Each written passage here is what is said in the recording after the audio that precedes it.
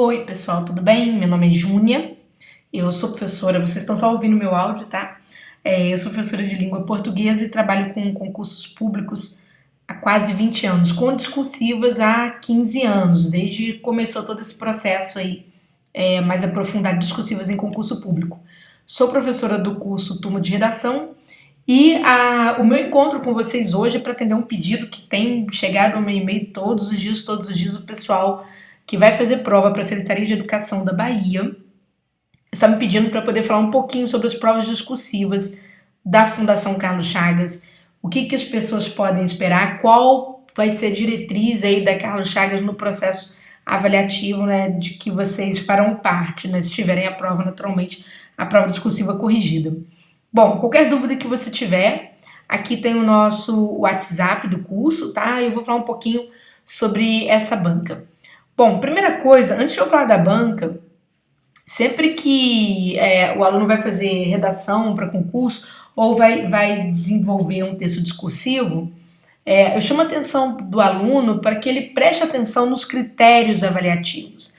Se você não conhecer os critérios, não adianta escrever bem, porque isso é um princípio em concurso, tá? Eu sei que muitos de vocês são professores, talvez eu esteja, entre aspas, chovendo aí no molhado, né, ao falar disso, mas essas questões a gente acaba esquecendo na hora da prova. Então eu parto do princípio da humildade mesmo, tá certo? De te lembrar dessa questão. Não adianta você escrever bem se, de repente, o processo que você adota na sua escrita não contempla os elementos avaliativos da Fundação Carlos Chagas. Esse é o pior erro que pode acontecer em concurso público, tá?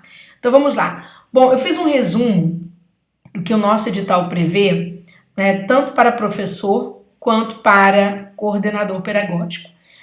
O professor vai enfrentar 3 questões, tá bom? Uma questão vai versar sobre conhecimentos gerais, eu vou explicar o que é isso aqui. Uma sobre conhecimentos interdisciplinares e outra sobre conhecimentos específicos. Vocês podem ver que no edital, gente, não falou quantas linhas cada uma dessas questões vai ter. Mas normalmente, olha só, tradicionalmente, quando a FCC traz discursivas acontecendo no mesmo dia e horário das provas objetivas, normalmente você vai ter no máximo 15 linhas para cada questão, tá?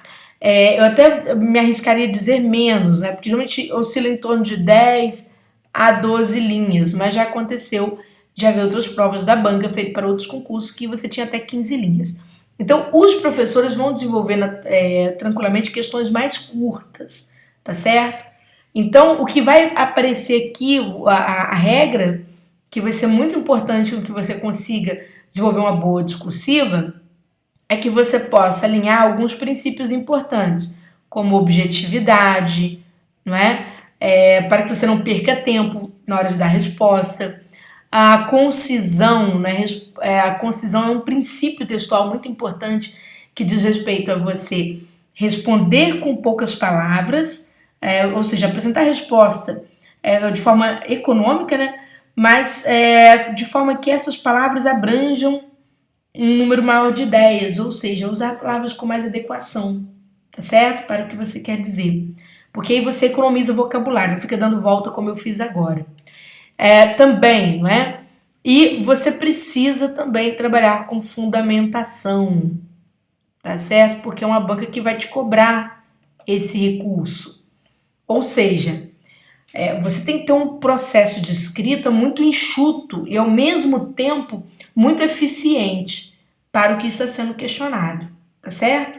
Então, veja aqui que eu até separei o processo de avaliação, porque é tanto comum para o professor quanto para o coordenador, eles vão adotar esses critérios aqui na avaliação.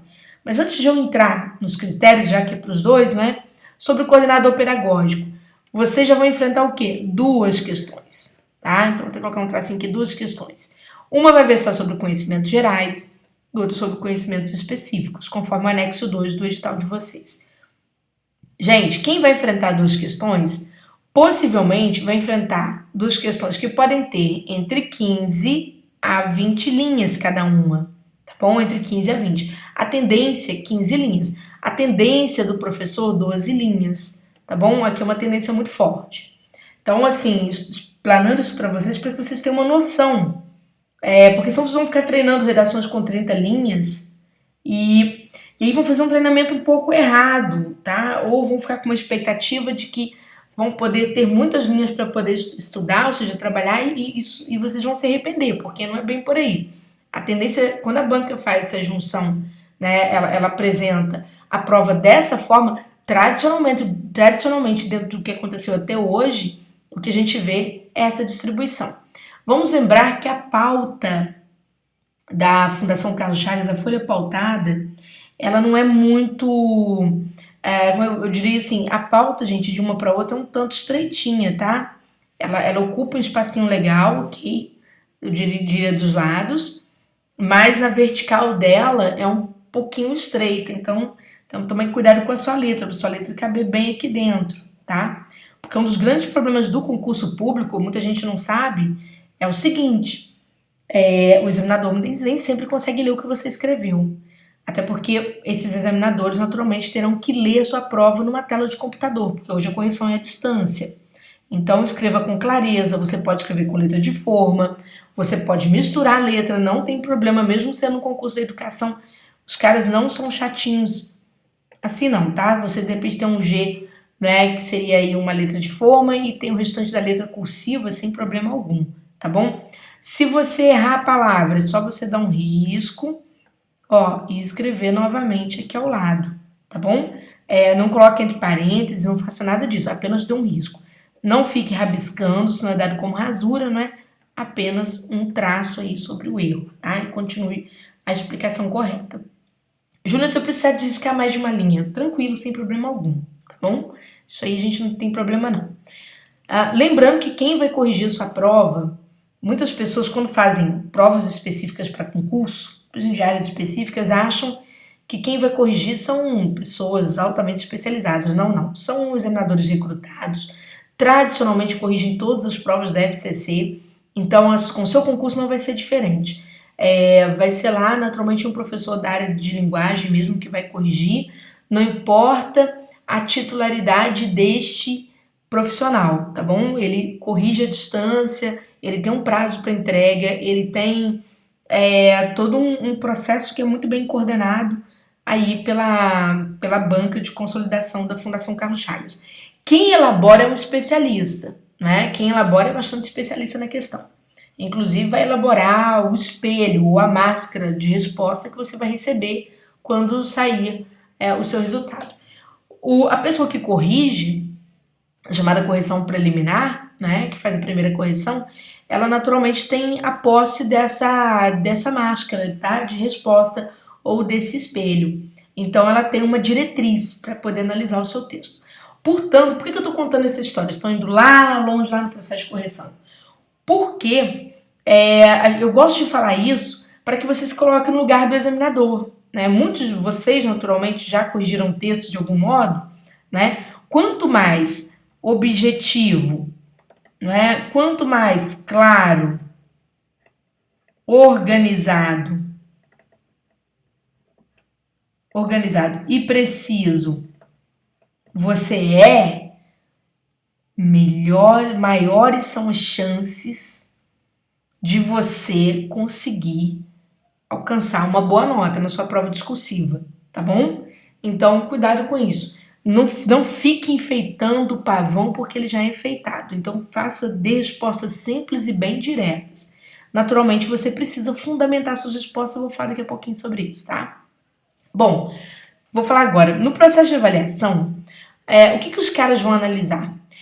Eles vão analisar primeiro se você conhece o tema que está sendo exposto para você, naturalmente vai ficar claro na resposta que você vai dar, e como você compreende esse tema.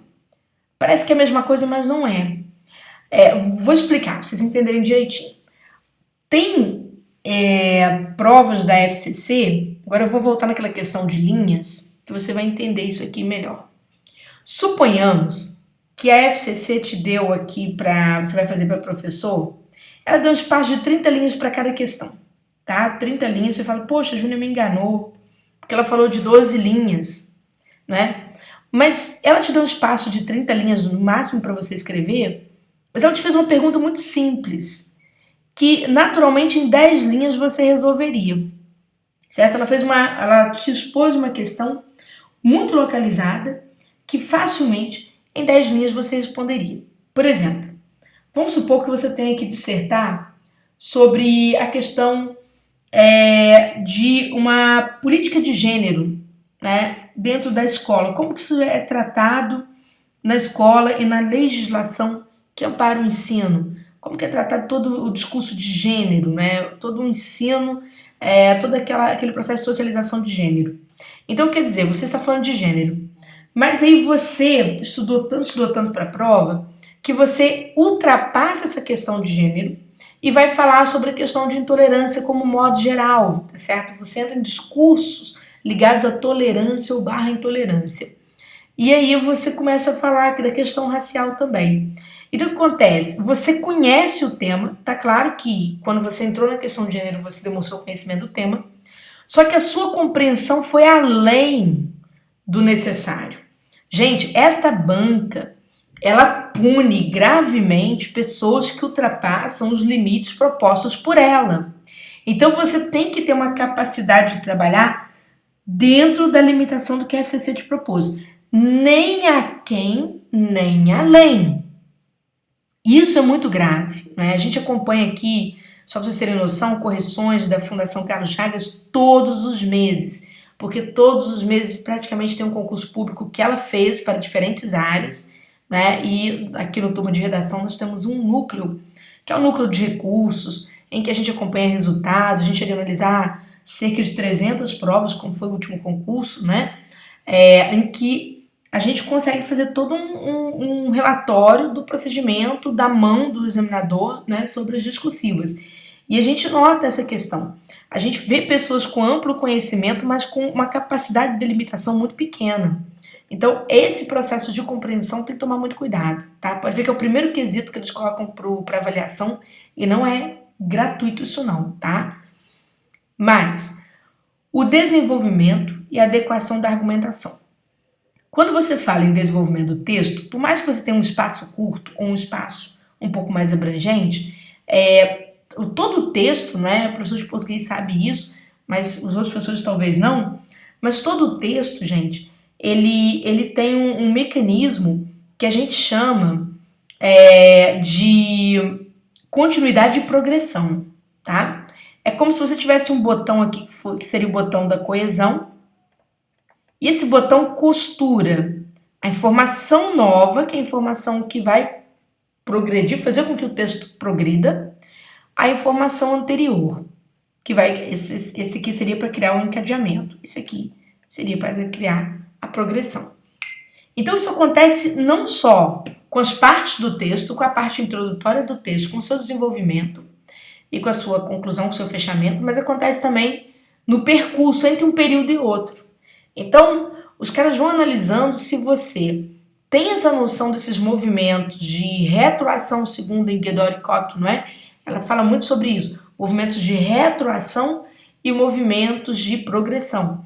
Né? Se o seu texto faz esse movimento, essa sanfona, vamos dizer assim, textual, e se ao mesmo tempo o seu texto ganha peso, se ele se desenvolve, e desenvolve de forma organizada, porque as partes do texto são intercomunicantes. Né? O desenvolvimento se comunica com a introdução, tá? Então isso é importante.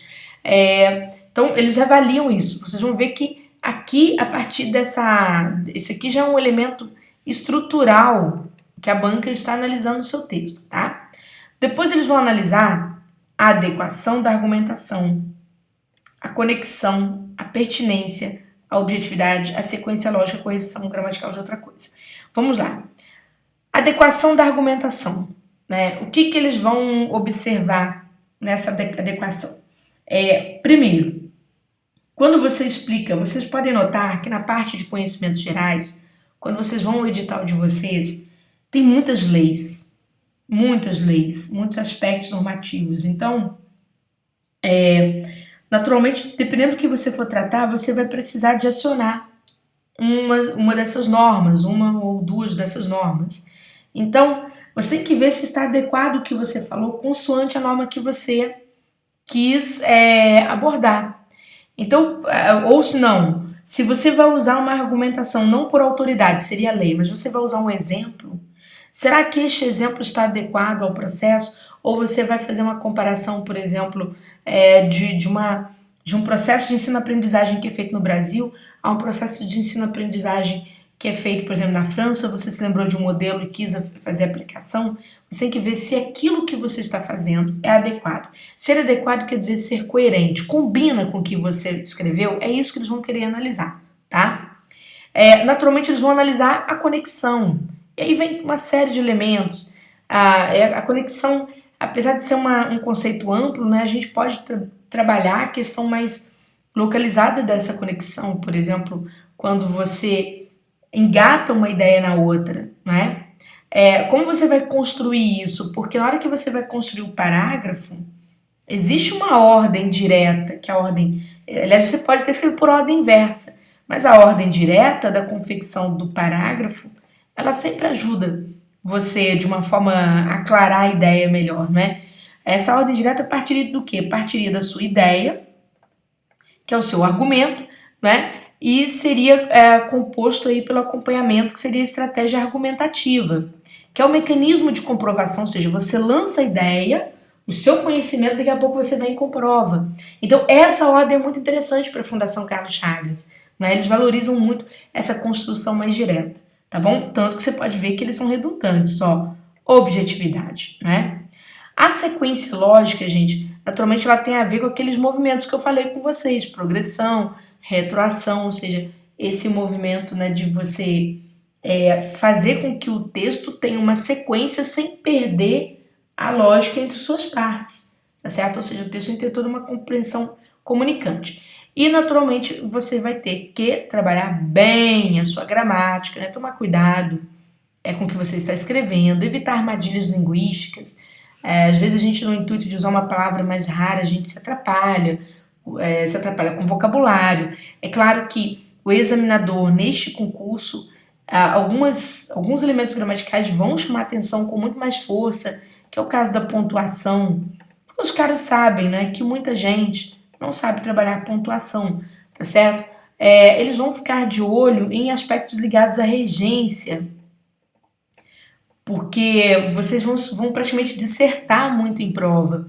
Então é normal que vocês tenham escolhas verbais muito comuns, verbos como visar, né? A gente gosta de visa alguma coisa, então eles vão analisar essa questão da regência, a propriedade vocabular, não é? Se você tem o domínio das palavras que você usa, né? Você pode ver que a própria área do ensino, ela tem palavras-chave que demonstram a sua intimidade, a sua atualidade com o conteúdo, né? Que você vai expressar. Então, muito cuidado com a propriedade vocabular. Mais do que nunca, esses caras estarão atentos a essa questão. Não quer dizer que eles não vão olhar uma ortografia, não quer dizer que eles não vão prestar atenção numa concordância verbal. Não é isso, mas é que esses elementos vão se destacar. Quando a gente diz destacar, lembra que eu contei para vocês a história dos examinadores aí há pouquinho? Falando com vocês sobre como esses examinadores, né? Quem são esses examinadores que vão corrigir as provas de vocês? Naturalmente são examinadores que trabalham para a FCC há muito tempo. Esses examinadores trabalham com o tempo contado, eles têm que produzir, né? E naturalmente quando nós temos um tempo para uma entrega de um trabalho, a gente tem que ter foco. Então existe toda uma orientação, né? O que você tem que prestar atenção? Olha, o que é prioritário? Por que eu estou falando isso? Porque é normal na redação, gente, alguns erros não serem apontados, não serem contados. Às vezes os alunos falam pra gente, olha, eles corrigiram a menos. Sim, porque ali o tempo era curto, então a coordenação de correção ela orienta para que determinados erros tenham prioridade na correção. Então o examinador que está correndo contra o tempo, naturalmente ele tende a determinado momento da sua correção a priorizar aquilo que foi estipulado, porque não vai haver tempo suficiente para entregar a toda demanda, né? O concurso tem prazo, tem prazos e a FCC trabalha com um cronograma muito claro, muito severo, raramente ela distorce ou ela altera esse cronograma, né? Só quando temos inscrições em baixa, e ela costuma prorrogar a inscrição, e de repente isso aí, se a prova está muito próxima, ela costuma alterar a data da prova, mas não é o caso de vocês em relação à data da prova, né? Tem a prorrogar a inscrição, sim. Mas a prova está um pouco longe, considerando o período em que se abriram as inscrições, se prorrogaram essas inscrições.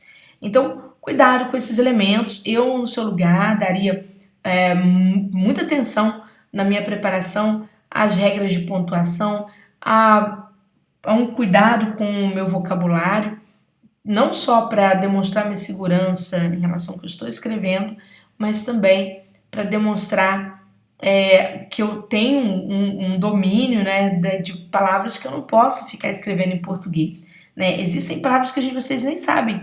Às vezes o professor, né, vocês agora estão na condição de alunos, mas às vezes o aluno nem sabe se está errado. Por exemplo, às vezes o aluno usa essa expressão aqui, ó, o mesmo, isoladamente, né, não sabe que não pode usar isso aqui. Essa expressão muitas vezes atua como um pronome demonstrativo de ênfase, ele tem que andar ao lado do nome que ele enfatiza, né? E não sozinho. O aluno tende a aprender melhor se o mesmo, né? Se o mesmo. Então, quer dizer, isso está errado, tá? Tomar cuidado. Às vezes as pessoas usam esse verbo impessoal aqui, que é um verbo que não aceita sujeito, mas coloca um sujeito antes dele. Isso eu já vi em provas, por exemplo, teve uma prova para história em que a pessoa escreveu assim: a história trata-se do encontro entre o homem e seu passado. A história trata-se. Esse verbo não aceita sujeito, então a gente tem que tomar cuidado. Né? Eu sempre digo, português é um campo minado, que você tem que saber quais são os vocabulários que você precisa eliminar, ou pelo menos não tocar nesses vocabulários, nesse tipo de prova, tá bom? Não é difícil determinar não, tá, gente? É relativamente tranquilo. Mas vamos lá. Bom, vocês sabem que vocês terão como objeto, né, das discursivas de vocês, os professores terão conhecimentos gerais, conhecimentos interdisciplinares e conhecimentos específicos. Os pedagogos, né, terão conhecimentos gerais e conhecimentos específicos. Ora, eu vou mostrar o edital um pouquinho, tá? É o seguinte, não é que você não tem que estudar as outras coisas, até porque você vai estudar as outras questões, até porque você vai enfrentar uma prova objetiva. Mas aqui no curso, né, durante muitos anos, pelo fato de a gente fazer parte da primeira equipe que começou discursivas propriamente dizendo aí, esse trabalho em concurso público, o que acontece? A gente se especializou muito em acertar temas, né? Quem acompanha nosso trabalho em relação aos outros concursos sabe que este ano, a gente passou dos 80% de acertos de temas em redação. Quando a gente não acerta, a gente resvala, ou seja, a gente tangencia bem, né? Então, eu vou dar um toque em vocês, porque a Fundação Carlos Chagas é uma instituição de pesquisa. Então, ela tem algumas questões que acenam para possíveis escolhas da banca, né? Ora, na parte de conhecimentos gerais, então aqui, gente, eu vou apenas indicar caminhos. É claro que você tem que estudar tudo, mas eu vou indicar caminhos que eu, no seu lugar, estudaria com mais cuidado. A parte de conhecimentos gerais, por exemplo, né, em que eles vão tratar de educação brasileira, temas educacionais e pedagógicos, né, fique de olho, principalmente, nessas questões mais ligadas à escola inclusiva, porque é um assunto querido da Fundação Carlos Chagas, principalmente nas suas revistas, nas suas publicações, tá certo? Então, de olho nisso, tá? Fique de olho também em características vinculadas à interdisciplinaridade, é sempre cobrado em qualquer prova, né? Ligada à educação, mas sempre de olho nisso, tá?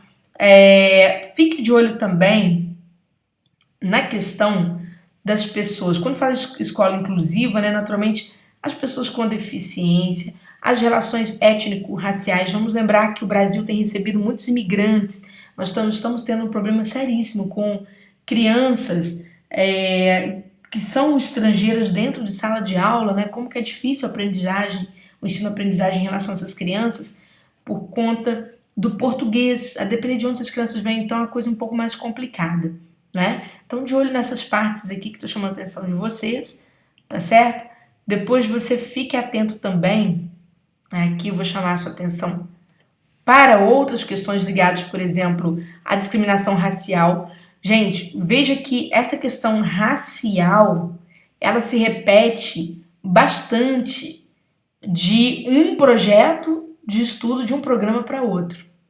Então, naturalmente, teremos uma questão ligada a alguma construção aí de texto vinculada à discriminação racial ou à aceitação racial, à aceitação étnica,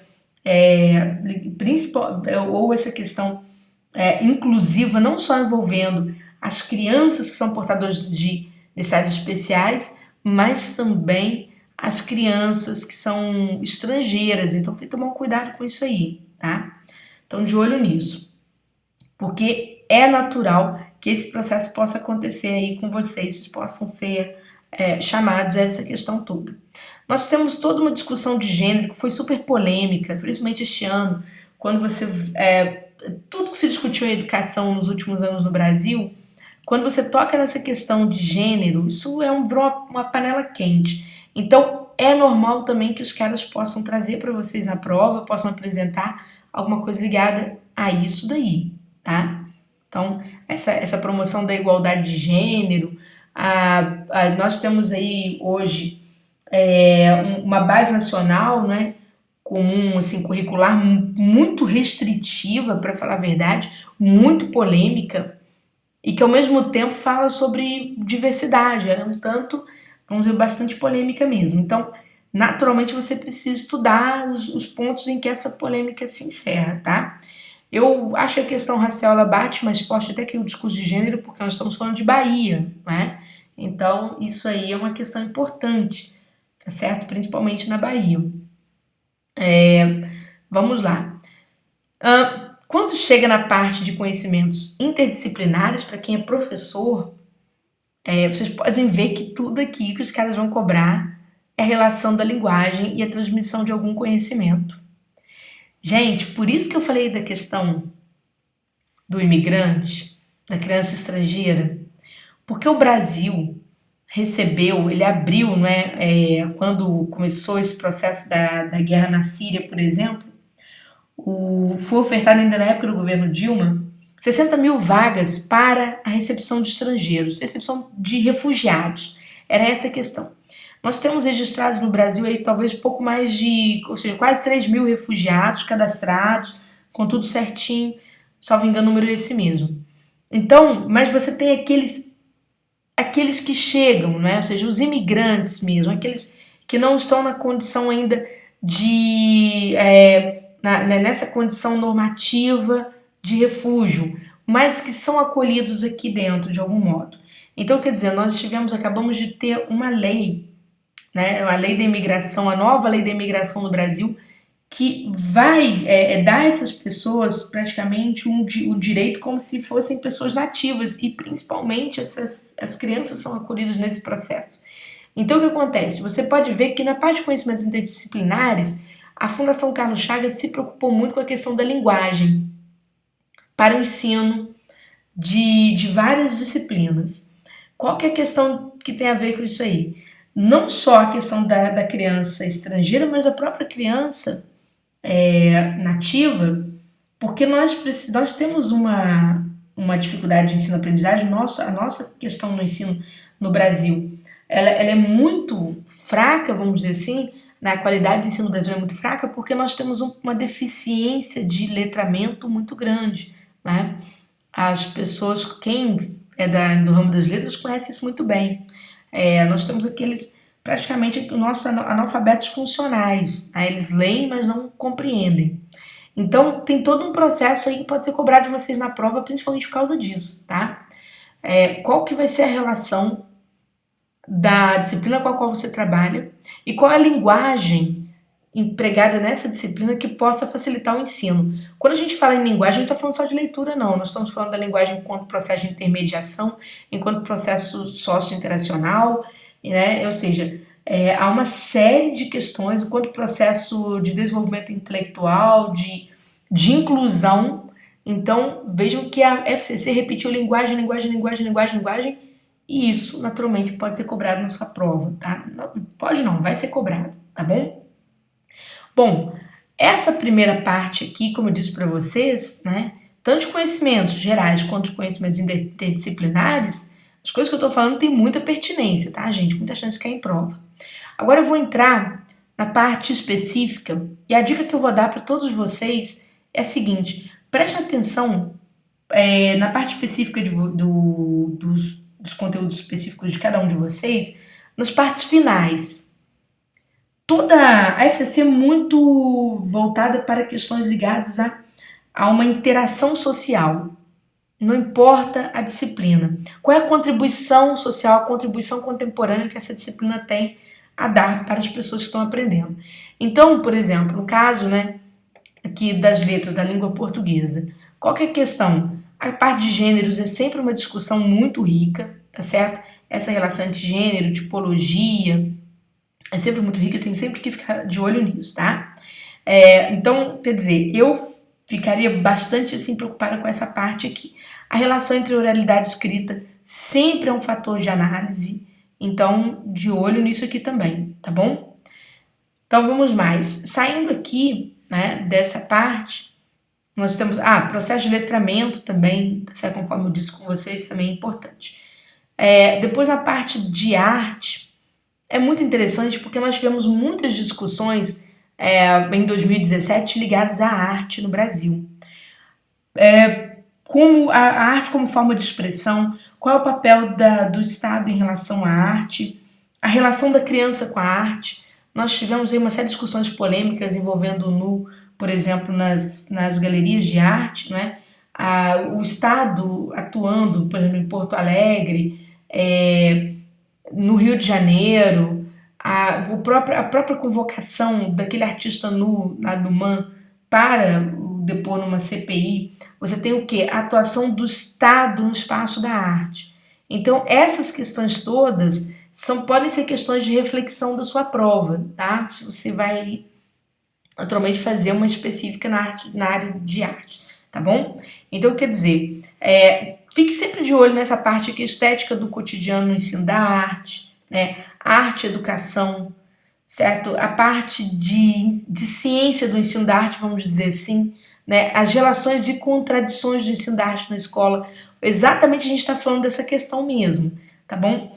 Das contradições em relação ao espaço da arte. Porque muita gente, por exemplo, viu naquele NU uma questão muito, como é que fala assim, muito agressiva. Mas todo artista sabe que os artistas nada mais fazem do que refletir aquilo que a sociedade pratica, aquilo que existe na sociedade. Pode ser que eu não pratique, talvez você não pratique, mas aquilo que ele está colocando ali não vem de Plutão, não. Vem dali do vizinho, vem de dentro da casa da gente, né? Então tem essa questão. Muito de olho em movimentos ligados a multiculturalismo e diversidade, a arte como uma relação de encontro entre culturas, isso daí é bem interessante, tá? A parte de cultura popular, de tradição cultural, né? Tradição cultural e respeito à diversidade, isso aí são temas caros à FCC, ela já cobrou isso em diferentes provas, que não tinham nem nada a ver com arte, na verdade, tá bom? Mas cuidado com isso aí. E mais, a parte, por exemplo, do pessoal que vai mexer com educação física fez parte da polêmica do ensino médio, né, da reforma do ensino médio do governo federal. Então, isso aí deu pano para manga. E, naturalmente, os caras vão querer cobrar alguma coisa que venha a trazer uma provocação nesse sentido, tá? Então, quer dizer, podem acabar cobrando de vocês aspectos sócio-históricos da educação física, porque a educação física não é só o corpo, ela tem uma questão social muito importante, uma questão de interação muito importante. A questão, por exemplo, das formas, vamos dizer assim, das performances, da relação de ritos da capoeira, até porque você está fazendo, né, o concurso na Bahia, então isso é muito forte, né? Ou seja, você trazer questões ligadas aí ao campo de práticas que oscilam entre arte e ao mesmo tempo entre corpo, né, entre o físico e essa questão performática. Então isso aqui pode ser importante, tá? E a questão do processo de ensino-aprendizagem de educação física na escola, porque o que levou quase exclusão da educação física na reforma do ensino médio tem a ver com aquele pensamento dos caras lá que formularam, que discutiram aquele projeto como se a educação física fosse um fingimento na escola, né? Se finge que se está ensinando. Né? Então, essa questão toda pode ser trazida para você discutir, tá bom? Inglês, naturalmente, vai cair a interpretação, que é o forte, sempre foi interpretação e compreensão de diversos textos, tá bom? Ou talvez de um texto para você poder trabalhar com estratégia de interpretação mesmo, é o forte deles, tá? Ou se não, para você discutir, porque a língua inglesa agora ela passou a ser obrigatória, né? Segundo a LDB, segundo o BNCC, ou seja, a Base Nacional Comum Curricular, né? Então, o inglês passa a ser obrigatório a partir do 6º ano. Então, quer dizer, eles podem entrar nessa questão aí da relação entre língua, cultura e sociedade, e essa obrigatoriedade, por que ela é trazida para as escolas. Então, vamos mais. E aí, indo, né, aqui no campo do pessoal das ciências e da natureza e suas tecnologias, né, a questão da biologia é uma questão importantíssima. Naturalmente, eles vão mexer com essas questões ligadas, por exemplo, ao clima, porque foi um forte nos concursos públicos, assim, nas provas discursivas de um modo geral.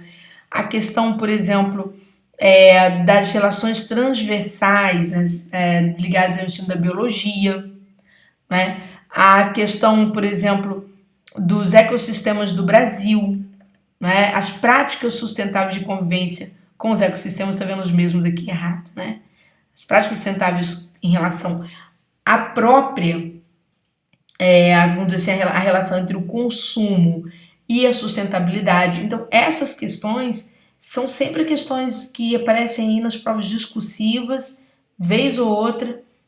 Apareceu este ano em concurso público umas 3, 4 vezes. Então, naturalmente, vocês têm que ficar de olho nessa parte, tá? E o pessoal da física, né? A física também tem lá a sua contribuição importante. Por exemplo, se discute muito o ensino da física como construção de conhecimento, principalmente nessa construção de conhecimento ligada, por exemplo, a processos de análise de energia, de eletricidade, dessas questões todas. Então, por quê? Por conta da atualidade dessas discussões, né? Da questão da física ligada, por exemplo, e sua relação com outras ciências, sua relação com a tecnologia, né? De um modo geral, a aplicabilidade em relação ao meio social, como que, vamos dizer assim, como que a física ela pode ser analisada dentro de diversos contextos sociais, vamos dizer, contexto de interação social. Então, isso aí é um fator importante. E nós temos, né, também, já na relação da química, entra o mesmo aspecto ligado à biologia, que são as questões de sustentabilidade e proteção ambiental. Né? Porque a gente tem uma série de processos químicos que colidem com a proteção ambiental e isso aí precisa ser discutido. Então, naturalmente, eles devem jogar essa questão para vocês em prova.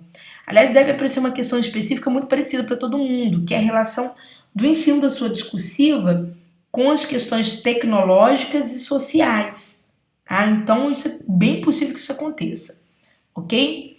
Já no campo, né, das ciências humanas, aí a gente tem pano para manga, é o campo que a FCC adora e ela nada de braçada, tá?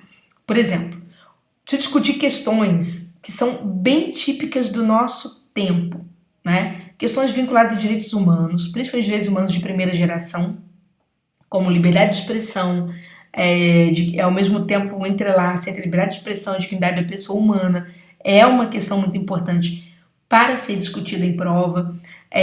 A questão ligada ao consumismo do século XXI, né? E ao processo eu diria ser um processo de não responsabilidade em relação a outras culturas ou as gerações futuras. Então, esse consumismo, nosso individualismo, isso aí pode ser assunto de prova, porque é sempre assunto de prova da FCC. Quando ela trabalha a redação, ela sempre traz essas questões, tá?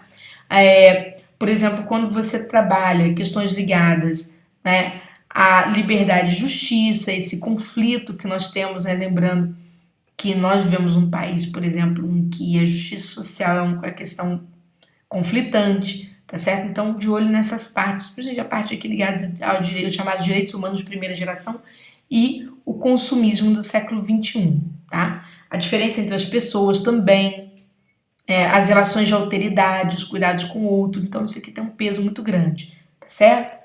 A sociologia também encontra aí um meio de amparo muito grande nas provas da FCC, porque ela gosta muito de olhar para o passado, olhar lá aquela construção que Durkheim faz, né, sobre o coletivo, né, a sua análise dos fatos sociais lá no passado e como que isso hoje é bem diferente, né, porque hoje você fala de uma sociedade em que você tem novas relações, né, de trabalho cada vez mais individualizadas, saindo da relação de coletivo que havia lá em Marx, na noção também de Durkheim, né? Como que isso é alterado hoje, como que os movimentos sociais, como que a globalização ela interfere na organização social, né? Transformando, levando para o mundo virtual muitas características da sociedade concreta, entre aspas, tá certo? Ou seja, levando tanto o lado, aspectos positivos de interação cultural e ao mesmo tempo aspectos negativos ligados aí à produção de pós-verdade, né, principalmente. Então isso é uma questão interessante.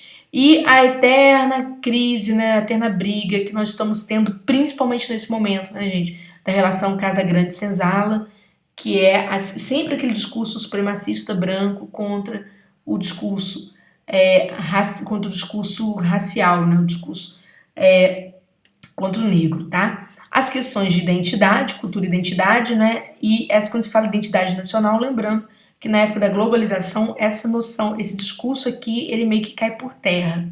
Porque nós temos um movimento de alteridade muito forte no mundo, muitos choques, muitos conflitos culturais, muitos choques, então você não tem tanto uma identidade localizada tão clara assim, tá? E o pessoal que vai trabalhar com história, né, tem que ficar de olho principalmente nas questões ligadas à reconstrução, vamos dizer assim, de um capitalismo contemporâneo, que é exatamente esse capitalismo que desafia fronteiras, né, é o capitalismo global, como que ele desafia fronteiras e como que ele se instaura, né, na história de um país, ele faz essa alteração dessa história. Cuidado também com essa parte de redemocratização e contemporaneidade no Brasil, quando as discussões recentes, todo o processo pelo qual o Brasil passou nos seus últimos, eu diria assim, após o seu processo de redemocratização até o processo atual, estão de olho nessa construção toda, né, que vai exigir muito de vocês historiadores em uma organização mental primeiro e depois uma organização aí por escrito dessas questões. Então, gente, essas são as apostas que eu faço aí para a prova discursiva de vocês, vamos dizer, em relação a essas questões. O pessoal da geografia também tem que ficar de olho nessa questão geopolítica, nessa redistribuição espacial também, tá? E também olhando as questões, os fenômenos ligados à urbanização cada vez mais crescente, porque isso é natural que a fundação possa cobrar de você, certo? As relações comerciais e geopolíticas da era da globalização e essa questão e todos os efeitos, né, de uma urbanização cada vez mais crescente, tá? Então, de olho nisso aí. Depois nós temos, né, a parte de matemática, naturalmente eles vão trazer para vocês, até porque a gente tem um problema muito sério no Brasil com relação às ciências matemáticas, com relação ao ensino da disciplina e a compreensão da linguagem concisa da matemática para poder expressar sempre as suas aquilo que se repete, né? Ou seja, os movimentos que são repetidos. Então, vejamos, o que a gente tem aqui? Naturalmente, eles vão mexer com essa parte mais de perspectivas inovadoras no currículo na avaliação em matemática, né? Perspectivas metodológicas inovadoras em relação ao ensino, né, ao uso, por exemplo, ao uso não de uma calculadora, né, digital, mas às vezes de formas de cálculo que se assemelham a calculadoras, né, formas de cálculo manual aí, ou mental que se assemelham, né, questão de resolução de problemas, a questão ligada principalmente, né, à relação da matemática com as ciências da natureza, como que a gente percebe a matemática no dia a dia, certo? Então, cuidado com essas questões que saem da alçada dos números, tá, gente? Que vai correr mais para o âmbito da aplicabilidade prática dessa questão toda. Então, de olho nisso aí. E para o pessoal da pedagogia, nossa, vocês até é difícil mapear, porque a banca naturalmente vai pedir para você discutir aquilo que foi, que a gente diz assim, que foi assunto do ano, certo? Todo o processo aí daquela MP 746, não é? Como que ela interfere na LDB, como que ela foi absorvida, não é? As mudanças curriculares, a formação, né, um currículo básico a ser seguido aí, vamos dizer assim, uma base nacional curricular comum a ser seguida pelos estados, pelos municípios. Então, isso daí naturalmente passa a ser o assunto de vocês. E na parte também, né, parte aqui, aí essa parte de igualdade de gênero foi aquilo basicamente que eu discuti com o pessoal lá no início, tá? Então, de olho nessas questões, principalmente vocês vão ver que eles vão falar muito na parte de conhecimentos específicos, né, de vocês, muito sobre interdisciplinaridade, né, os desafios disso daí, porque a gente fala, é bonito, mas na hora de colocar na prática a gente sabe que muitas vezes isso não dá certo. Então eles vão dizer exatamente, eles vão querer que vocês discutam isso cada vez mais. Até porque, se a gente observa, cada vez mais os municípios estão tentando criar um processo, não só os municípios, mas os estados também, a escola de um modo geral, criar processos de aprendizagem cada vez mais interdisciplinares. Até porque, gente, como a gente estava falando, a gente falou sobre a questão do imigrante, por exemplo, né, do aluno que vem de fora, do estrangeiro, ele, antes de aprender qualquer outra disciplina, ele tem que aprender a língua local, né? Tem que aprender o português. E as escolas, e não é o português que se aprende, como você aprende o seu português, como o nativo aprende. É outro português, é o português para estrangeiro. Então, as escolas não estão preparadas no Brasil para essa questão global, porque hoje o fluxo de pessoas no mundo não é só por causa do que aconteceu na Síria. O fluxo de pessoas no mundo se movimentando de um lugar para outro é muito grande, não é? O fluxo não precisa também de falar de alunos de fora. Você pode falar de alunos que se movimentam de uma região para outra, não é? Outro tipo de cultura. Você tem alunos indígenas em sala de aula, e aí você precisa trabalhar essa questão de uma interação, de uma diversidade metodológica capaz de mudar a interação entre esses alunos, né, e de facilitar aí o processo de aprendizagem, tá certo? Então, quer dizer, então naturalmente eles vão cobrar alguma coisa ligada à questão da interdisciplinaridade, mas uma interdisciplinaridade voltada realmente para a comunicação entre diferentes áreas de conhecimento, tá? Então, pronto. Vamos então voltando aqui a este material. Eu trouxe aqui, só para vocês a título de exemplificação para a gente fechar, algumas questões que a FCC já andou cobrando em prova, para vocês terem noção de como que isso é cobrado, tá? Então, por exemplo, nós temos aqui uma questão que foi da Secretaria de Educação de São Paulo, 2011, em que a banca pede para o redator, né, desenvolver um projeto político-pedagógico, naturalmente pedagogos, né, pautado nas relações democráticas, supõe que a gestão escolar assuma compromisso e realize ações diferenciadas em relação a parâmetros mais tradicionais ou tecnicistas. Nessa direção, explicite que fundamentos legais demandam uma gestão democrática na educação. Quer dizer, veja que isso tudo tem a ver com essa questão interdisciplinar, essa questão de trocas culturais, né?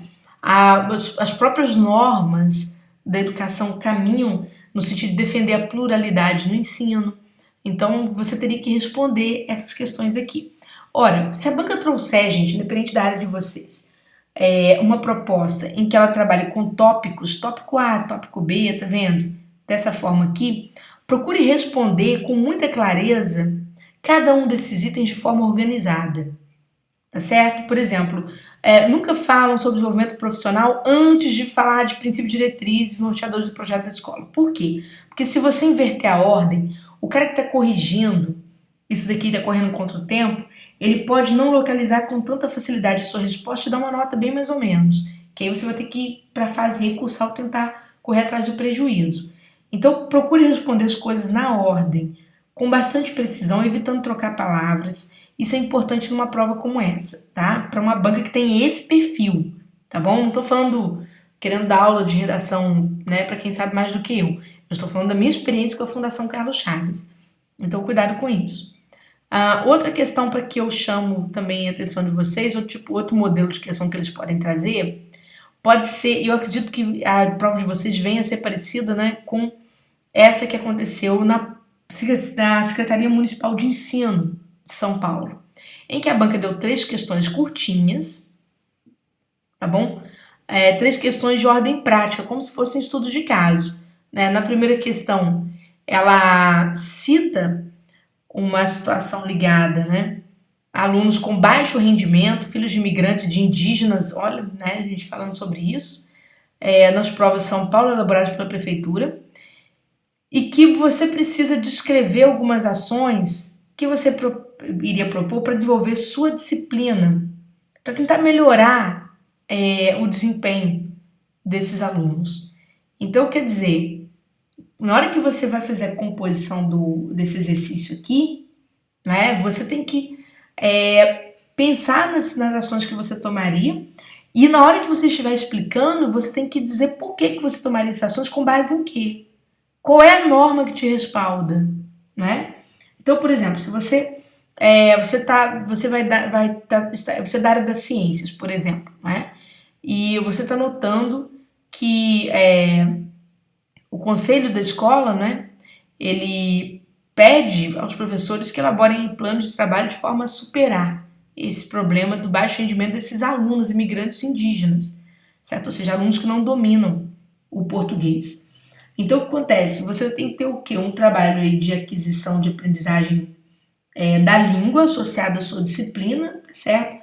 Ou com a proposta de que isso aconteça não só dentro de sala de aula, mas que isso aconteça também fora, né? Ou seja, num contraturno, num horário escolar, que não seria o horário propriamente em que as crianças estão todas aprendendo a sua disciplina. E tentando também jogar essa questão da linguagem como não um processo só de aprendizagem verbal tão somente, mas como um componente de integração social, né, um componente que vise melhorar o desempenho escolar desses alunos, não é? A proposta também de se pensar, que não se pensou para o Brasil ainda, uma política, né, linguística de inclusão, porque é necessário que a gente tenha isso. Né? Nós nunca demos confiança para a questão do índio, infelizmente, né? E agora a questão do imigrante está batendo a nossa porta com muita força. Né? Então isso a gente ainda não tem. Né? Por exemplo, a Espanha, que recebe muitos imigrantes, ela tem todo um processo. Ela quebrou o paradigma metodológico de ensino e passou a, principalmente, acolher as famílias, porque eles entendem que a criança, a família quando coloca a criança na escola, o seu adolescente na escola, a família imigrante, ela cria muitas expectativas em relação àquilo. Primeiro porque aquela criança pode ser o caminho de socialização dela, da própria família em si. Até porque a criança muitas vezes aprende o idioma de forma mais rápida do que um adulto, não é? Então, o que se fez na Espanha foi trazer essa questão, não se discutir a questão só dentro da escola, mas aproximar a família daquela realidade. Né? Então, quer dizer, houve aí uma diversidade, uma flexibilidade metodológica capaz de mais voltada para ver uma equidade social entre as crianças. Então, por exemplo, uma coisa bacana, né? Nós temos muitos bolivianos no Brasil, então suponhamos que dentro da sala de aula, a criança boliviana que se sente, por exemplo, excluída, boliviana e venezuelana que se sente excluída do meio, ela não consegue ter um rendimento bom, então ela fica um pouco mais amuada. Se propõe nessa escola ensinar espanhol, você faz com que as crianças que falam língua portuguesa possam também interagir com a cultura do outro e não exatamente superpor a sua cultura linguística à cultura do outro. Então, quer dizer, essas questões são muito interessantes, né? Porque aí você tem um sistema educacional voltado para uma política de acolhimento, então você tem um sistema que vai criar uma educação intercultural, uma educação multicultural, que vai equacionar uma série de conflitos, tá certo? Que não só a criança estrangeira vive, mas a própria criança nativa, né, tem em relação ao seu colega. Então, quer dizer, isso aí faz com que, e isso tá exatamente, gente, amparado primeiro na nossa Constituição, que é uma Constituição que exige o respeito às diferenças, é uma Constituição que prima pela pluralidade sociocultural, não é? Que traz a defesa disso. Com base nisso, as nossas leis infraconstitucionais do âmbito da educação, elas são leis que defendem a redução das desigualdades em sala de aula, né? Então você pega, por exemplo, a própria Base Nacional Comum Curricular, ela pede para se valorizar a diversidade, apesar de ela ser muito restritiva, ser estranha, né? Ela pede para você valorizar a diversidade, certo? A vivência cultural. Até porque uma das suas diretrizes visa o quê? Visa ali o diálogo, a cooperação, a valorização das relações de alteridade. Então, isso tudo pode ser composto aí como um projeto para se trabalhar. Então, quer dizer, eu acho que essa questão volta com força total na prova de vocês, naturalmente em um outro contexto, mas volta ou dentro de alguma área aplicada para que você possa aí discutir essas questões exatamente ligadas à linguagem, não tem como sair disso, tá? Depois você tem o quê? Uma questão de bullying, né? Outra questão que eles trouxeram, ligados à questão de uma criança no ensino fundamental baixinha e negra sendo importunada sistematicamente pelos seus colegas, né? E qual o papel teria o professor? Né? Então você tem uma série de discussões em relação a isso aí. Veja que a banca te pede situações que são bem de prática de sala mesmo, tá? Então, qual papel teria o professor? O professor enquanto formador de opinião, esse professor enquanto também um partícipe, né, do meio social dessas crianças. Então, como é que ele seria um mediador desses conflitos, né? Então, isso é uma questão interessante. E a outra questão que veio também na prova de São Paulo foi uma questão que vai destoar um pouquinho da de vocês, porque ele diz o seguinte, que o professor avaliou que a razão da desqualificação da escola pública e seus baixos resultados no rendimento escolar demonstrado nas provas municipais, estaduais e nacionais estava na organização escolar por ciclos, que impedia a reprovação escolar dos alunos de baixíssimo rendimento. Então ele pede, né, à luz da bibliografia indicada, como você analisa essa questão, justifique. Na prova de São Paulo, gente, havia uma lista bibliográfica. Na de vocês não tem uma lista bibliográfica, de vocês tem uma lista normativa. Eu acredito que essa questão de educação por ciclos naturalmente não venha na prova de vocês. Para mim vai ser sempre... Eles vão trabalhar muito com essa questão de interdisciplinaridade, valorização de diversidade de saberes, né? Cooperação entre... cooperação não só entre o professor e o aluno, mas entre os alunos em si. Então, quer dizer, isso daí vai pesar bastante. A questão da diversidade sociocultural, respeito às diferenças, essas serão as questões que naturalmente virão para vocês em prova, tá? Bom, essas são minhas dicas, tá certo? Além disso, né, hoje, falando mais, porque essas questões aqui são de 2012, 2011, tá? Que eu mostrei para vocês. Quando a gente pega as provas mais recentes da FCC, 2015, 2016, 2017, o que você tem em termos de construção de enunciado, né? O conjunto mais comum de temas que você tem é esse conjunto aqui, que também foi até de uma prova passada deles, mas eles costumam trazer isso aqui. Trazer um texto base para você, um enunciado geral e um tema, que foi para uma área de pedagogia também, tá? Quando a banca pede, ela te dá um enunciado geral, te dá um enunciado e o tema, lembre-se de não só trabalhar este tema, trazer este tema para a parte introdutória do texto, mas você precisa associar também o que você leu nesse texto. Porque esse texto acima, na FCC, ele nos últimos anos não tem sido meramente motivador, ele tem sido um elemento componente do tema. Então, o que você vai discutir, naturalmente, precisa estar enquadrado dentro dos limites desse texto aqui também, tá? Ok? Bom, se você quiser estudar conosco, espero que você tenha gostado das primeiras dicas, tá certo? Se você gostou, dê um joinha, se inscreva no canal, que vez ou outra a gente vai fazer uma série de dicas importantes para você, se estiver assistindo no YouTube, não é? Para que você possa enfrentar essa prova, vou deixar dicas da prova de língua portuguesa, etc. e tal. Então vamos lá. Olha só, quem quiser estar conosco, a gente tem um curso, Turma de Redação. Esse curso é separado em duas, aqui tá tudo junto, mas lá tá separado em dois campos diferentes, tá certo? É um curso que tem a opção para professor e tem a opção para coordenador. A gente tem aulas em vídeo, naturalmente acompanhadas de material em PDF, não é?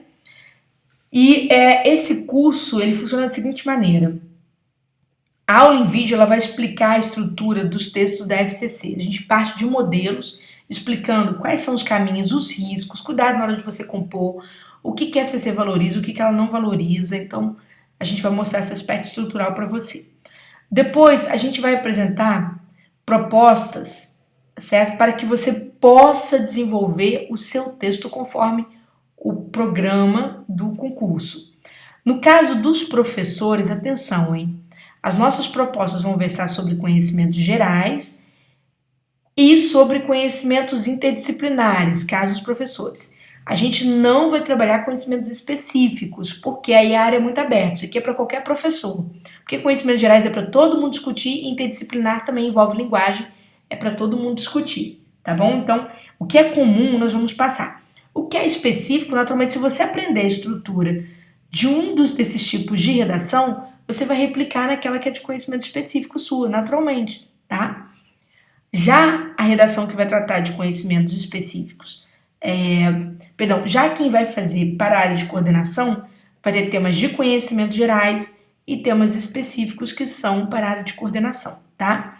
São 6 correções individuais para cada aluno, você recebe seus 6 temas, você desenvolve seus 6 temas, tá bom?